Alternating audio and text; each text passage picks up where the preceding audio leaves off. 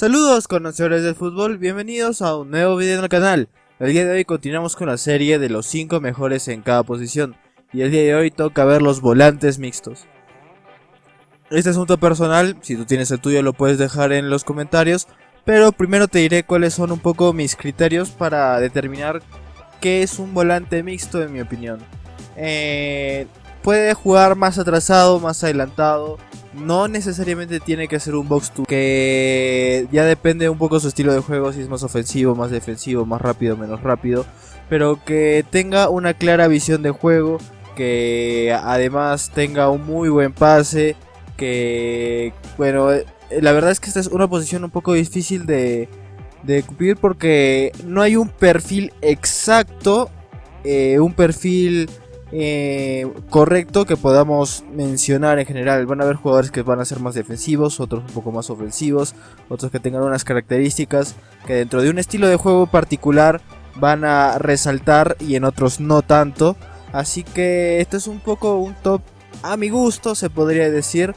Así que comenzamos con el top.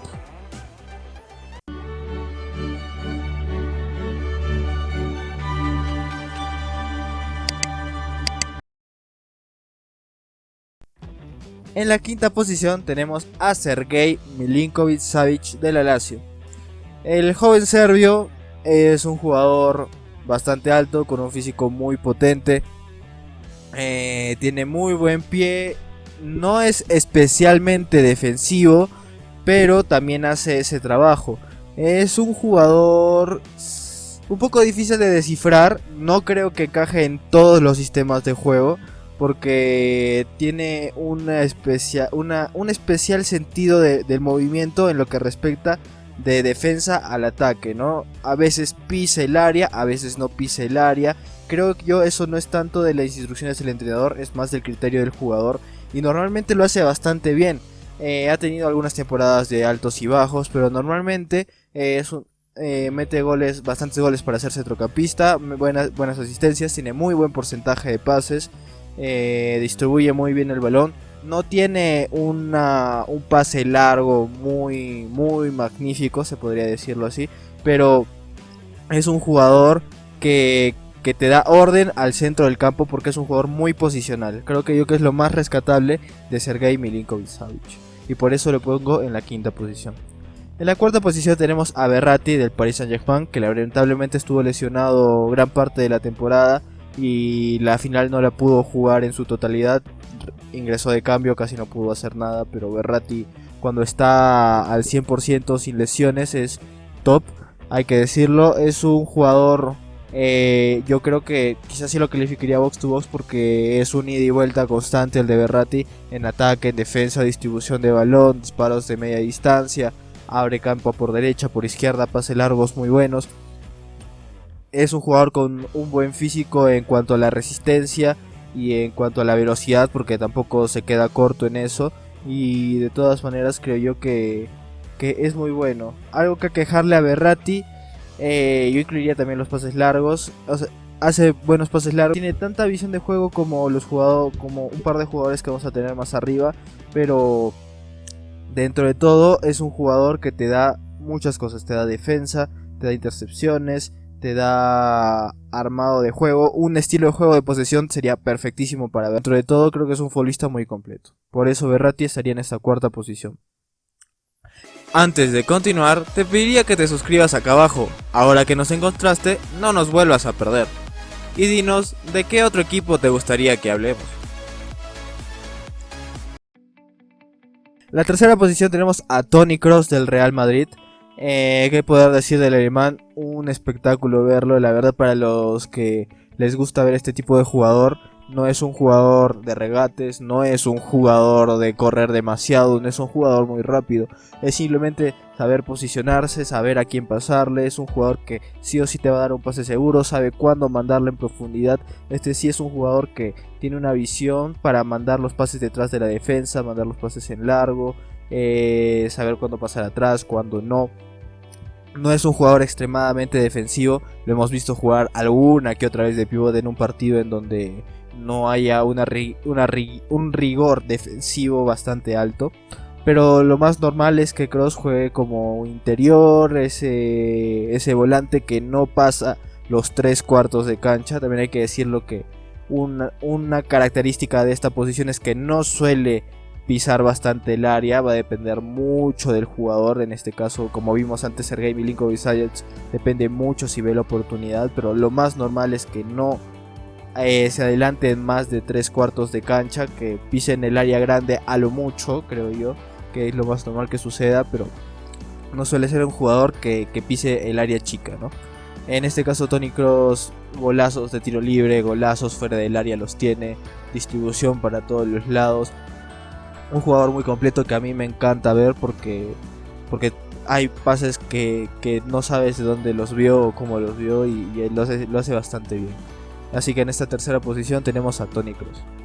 En la segunda posición tenemos a un jugador que lo tachan de sobrevalorado. Estamos hablando de Paul Pogba, el jugador del Manchester United. Para mí siempre el francés ha sido top mundial para mí. El Manchester United no rindió por diferentes razones. Pogba puede jugar más adelantado, más atrasado, va a depender mucho de lo que le pide el entrenador, pero dentro de todas las posiciones que le pongan lo va a hacer bastante bien. Es un jugador que tiene llegada al área cuando se le pide y cuando hay esa oportunidad, pero si está jugando como un segundo pivote, como un volante un poco más defensivo, ¿no? No suele pisar tanto el área. Además hay que decirlo que también tiene ese pase largo increíble, visión de juego. Pogba más bien, a diferencia de los anteriores que hemos visto, tiene muy buen regate, tiene ese tranco largo que se parece un poco a Milinkovic-Savic, solo que Milinkovic-Savic le falta esa calidad, ese dominio con los pies, ¿no? Es piernas largas, pero a veces es un poco torpe. En cambio Pogba se hace filigrana, se saca un par de jugadores encima. Es cierto que a veces se le traiciona ese exceso de confianza, pero suele ser un jugador que te saca limpio el balón y si de todas maneras te puede dar un pase. Tiene una visión de juego increíble. Está, digamos, Martial o Rashford queriendo correr detrás de los jugadores y les da el pase perfecto a los pies o se los da 2 metros adelante para que corran. Es un jugador que tiene bastante bien el juego. Creo yo que ha sido muy infravalorado en su etapa en el Manchester United, principalmente porque el Manchester United ha estado terriblemente mal, pero ha sido de los jugadores que más cara han estado dando, creo yo. Viendo solo sus números, intercepciones, pases completados, pases largas, ocasiones creadas, grandes chances creadas, terceros pases, asistencias, goles. Pogba, dentro de todo lo malo que ha sido el United en los últimos años, ha sido de lo más rescatable y lo mejor, creo yo. Por eso lo pongo en esta segunda posición, a pesar de que su equipo no ha estado bien en los últimos años. En la primera posición tenemos a otro jugador que ya no se está hablando tanto de él, pero creo que no se deberían olvidar de él, que es N'Golo Kanté. Yo dije que yo no considero a N'Golo Kanté un pivote, un mediocampista defensivo del todo, porque lo que tiene N'Golo Kanté es esa recuperación del balón y ese pase rápido hacia adelante. Por eso el Leicester ganó la Premier League. Era Kanté, recupera el balón en el centro del campo, agarraba, pasaba de frente a Mahrez a Vardy, gol. Era así la fórmula y en la primera temporada de Kanté en el Chelsea también fue de esa manera. No es un pivote que sea el primer pase que le vas a dar en defensa para armar y se lo vas a mandar para que empiece a armar desde atrás. Kanté no es ese tipo de jugador. Kanté es un jugador rápido, veloz, versátil, de ida y vuelta, que te corre toda la cancha.